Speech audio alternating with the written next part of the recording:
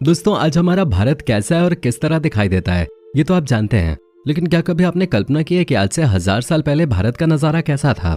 यहाँ लोग किस तरह रहते थे, किस तरह की जाति और धर्म का पालन भारत में होता था, और उस समय चीजें कैसे खरीदी और बेची जाती थी। जी हाँ दोस्तों, आज जिस भारत को आप देख रहे हैं वो तो कुछ भी नहीं है, क्योंकि 1000 साल पहले भारत बहुत ही ज्यादा विशालकाय होता था। और उस समय भारत में ऐसी ऐसी चीजें हुआ करते थे जिनके बारे में सुन के आप हैरत में पड़ जाएंगे। दोस्तों, 1000 साल पहले अगर भारत के नक्शे की बात की जाए तो उसमें भारत, पाकिस्तान और बांग्लादेश ही नहीं बल्कि ईरान, अफगानिस्तान और म्यांमार जैसे देश भारत का हिस्सा हुआ करते थे। लेकिन बीते 1000 साल में भारत ने कई सारे विभाजन देखे, जिसके बाद आज हम वर्तमान समय में एक मजबूत देश के रूप में दुनिया के सामने खड़े हैं। भारत न केवल क्षेत्रफल की दृष्टि से विशालकाय था, बल्कि ये पूरी तरह से समृद्ध भी था। तभी तो पहले मुगलों ने और फिर अंग्रेजों ने भारत पर कब्जा जमाया। 1000 साल पहले भारत की जनसंख्या करीब 3 से 4 करोड़ हुआ करते थे। उस समय की जनसंख्या बहुत अधिक थी, क्योंकि यूरोप और चाइना से भी ज्यादा लोग भारत में रहते थे।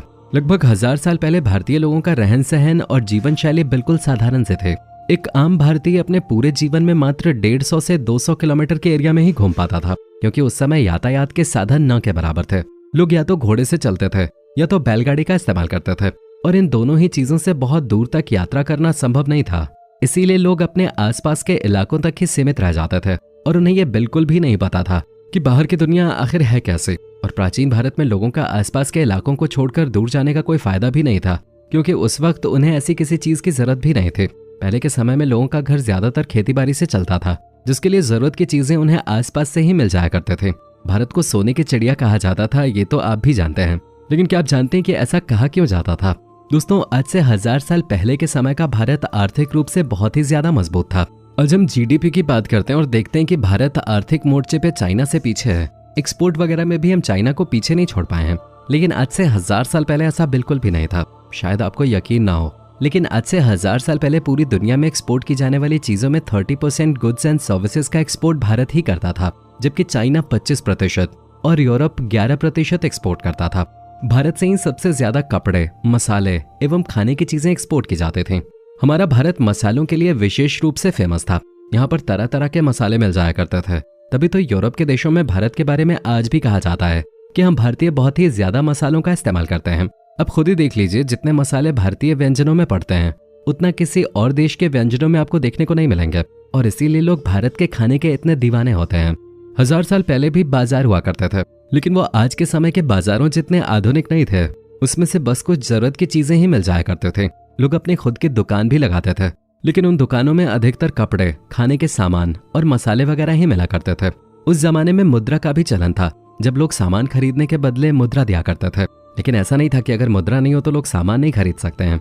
लोग मुद्रा की जगह कुछ और चीज देकर भी सामान खरीद सकते थे। बस जो चीज वो दे रहे हैं वो सामान के जितनी ही कीमती होनी चाहिए। जैसे कि कपड़ों के बदले गेहूं, फल के बदले चावल वगैरह देकर भी लोग सामान खरीद लेते थे, जिसे बार्टर सिस्टम कहते हैं। उस समय न्याय व्यवस्था पंचों के हाथ में होते थे। वैसे तो हर गांव किसी न किसी राजा के अधीन होता था, लेकिन गांव की हर एक समस्या राजा तक नहीं पहुंच पाते थे, क्योंकि उसका निवारण गांव के पंचों द्वारा ही कर दिया जाता था।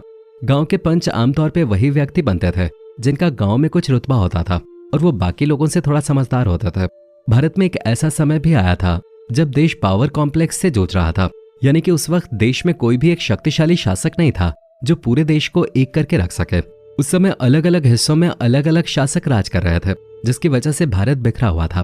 तभी हमारे देश पर मुगलों का आक्रमण शुरू हो गया, और धीरे धीरे भारत मुगल सल्तनत के अधीन हो गया। 9वीं सदी के अंत में देश में पहली बार किसी विदेशी गुट ने आक्रमण किया था, और उन्होंने अफगानिस्तान के रास्ते भारत में प्रवेश किया। उस समय देश में पल्लव, चोल और चालुक्य वंश जैसे कुछ ऐसे राजघराने थे जो काफी ताकतवर थे। इसके अलावा पूरा देश कई छोटे छोटे शासकों तक ही सीमित था। किसी ने भी पूरे देश पर शासन करने का सपना नहीं देखा था, और यही उस वक्त की सबसे बड़ी कमजोरी थी। इसी कमजोरी का फायदा उठाकर आक्रमणकारियों ने भारत को अपने कब्जे में करने की कोशिश की, और वो सफल भी हो गए। 11वीं शताब्दी के आखिर में पृथ्वीराज चौहान, जो कि भारत के आखिरी हिंदू शासक थे, उन्हें भी महमूद ने हरा दिया, और उन्हीं के साथ ही हिंदू शासकों का अंत हो गया। पृथ्वीराज चौहान के अंत के साथ ही कहीं न कहीं हिंदुओं के दबने का इतिहास भी शुरू हो गया। और ये कहना गलत नहीं होगा कि पृथ्वीराज चौहान के बाद उत्तर का पूरा क्षेत्र मुगलों के हाथ में आ चुका था। ये क्षेत्र अर्थव्यवस्था के लिए बहुत मायने रखता था, क्योंकि यहाँ की जमीन बहुत उपजाऊ तो थी ही, साथ ही साथ ये वही क्षेत्र था जो भारत को चाइना, यूरोप, रशिया और सेंट्रल एशिया से जोड़ के रखता था। लोगों की जीवन शैली के बारे में बात करें तो उस वक्त लोग ग्रामीण जीवन जीना पसंद करते थे। इसलिए कुल आबादी के मात्र 10% लोग ही शहरों में रहते थे। बाकी के 90% लोग गाँव में रहते थे। गाँव की जीवन शैली बहुत सरल थी। अधिकतर लोग खेती पर ही निर्भर होते थे और उसी से अपना जीवन चलाते थे। लेकिन उस दौरान पानी की व्यवस्था करना बहुत जरूरी होता था। अब जिस गांव में प्राकृतिक रूप से तालाब बने हुए थे वहां पर तो कोई समस्या नहीं थी, लेकिन ऐसे गांव जहां तालाब नहीं थे वहां तालाब खुदवाए जाते थे ताकि बरसात का पानी उनमें इकट्ठा किया जा सके। खेतों की सिंचाई के लिए किसान मुख्य रूप से बरसात के पानी पर ही निर्भर रहते थे। हर गाँव अपने आप में बहुत खास होता था। उस समय में शायद ही ऐसा कोई गाँव होगा जहाँ पर कोई मंदिर ना हो। गाँव में एक आम मंदिर होने के साथ साथ कुलदेवी का मंदिर भी हुआ करता था, जिसके बारे में लोग मानते थे कि वो गाँव की देवी हैं, इसलिए कोई भी शुभ कार्य करने से पहले कुलदेवी की पूजा की जाती थी। और ये सब कुछ भारत में मुगलों के शासन से पहले होता था, जहाँ लोग बहुत ही शांति से अपनी जिंदगी जीते थे। उस समय व्यापार के ज्यादा साधन नहीं होते थे, लोग कृषि पर ही निर्भर रहते थे। इसलिए अक्सर लोग अपने व्यापार को परंपरागत तरीके से आगे बढ़ाते थे। जैसे कि अगर कोई कारीगर है तो वो अपने बच्चों को कारीगरी सिखाता था, अगर कोई चित्रकार है तो वो अपने बच्चे को चित्रकारी सिखाता था। उस समय की शिक्षा व्यवस्था भी गुरुओं के माध्यम से ही संचालित होते थे, जहाँ गुरुकुल में विद्यार्थी पढ़ने के लिए जाते थे और अलग अलग विषयों पर शिक्षा अर्जित करते थे। इतना ही नहीं, विद्यार्थी न केवल अपने देश के लिए बल्कि कई अलग अलग देशों से भारत में शिक्षा लेने के लिए आया करते थे, क्योंकि भारत की शिक्षा व्यवस्था शुरुआत से ही बहुत ज्यादा मजबूत और अच्छी थी। शादी विवाह की बात करें तो आज की तरह ही उस वक्त भी शादी की परंपरा को बहुत ही धूमधाम से मनाया जाता था।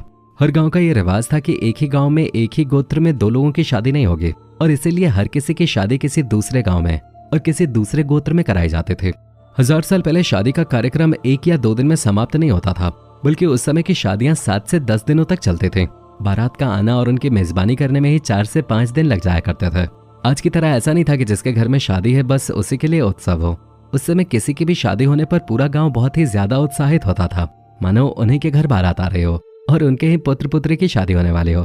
उस दौर में शादी का खर्च एक इंसान पे नहीं होता था, पूरा गांव मिलकर शादी के खर्च को बांट लेता था। इसलिए पहले के समय में शादियों को बोझ नहीं बल्कि एक त्योहार की तरह मनाया जाता था। उस समय कारखाने वगैरह नहीं हुआ करते थे। यही वजह है कि 1000 साल पहले के लोगों को वायु प्रदूषण के बारे में कुछ भी मालूम नहीं था। लेकिन हाँ, उस वक्त भी चुनौतियां थी। ऐसा नहीं कि लोगों की जिंदगी बहुत आसान थे, लोग कई सारी चुनौतियों से जूझ रहे थे, जैसे कि बिजली का ना होना, सभी कामों को अपने हाथों से करना। ये सारी चीजें उस दौर में लोगों को करनी पड़ती थी। लेकिन ये सारी चीजें लोगों को चुभती नहीं थी, बल्कि वो इतनी खुली मानसिकता के साथ जीते थे कि उन्हें अपना जीवन बहुत ही बेहतरीन लगता था। उस वक्त कोई भी इंसान ये नहीं कहता था कि मैं दुखी हूँ।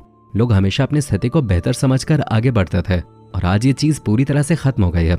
लोगों के पास लाख सुख सुविधाएं क्यों ना हो, वो दुखी ही रहते हैं।